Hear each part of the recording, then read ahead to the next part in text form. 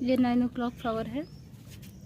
अभी सुबह के लगभग 8 बजने वाले हैं, तो लगभग आधा खिल चुका है। 9 बजते पूरा खिल जाएगा, तो हम आपको नेक्स्ट वीडियो में दिखाएंगे। बहुत ही सुंदर लगता है। जैसा कि आप यहाँ देख रहे हैं, येलो कलर का है ये फ्लावर। ये बहुत ही अच्छा लगता है भाई।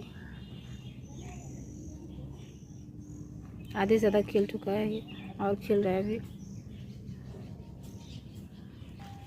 यहाँ पे और ढेर सारे कलर हैं, वाइट कलर भी है।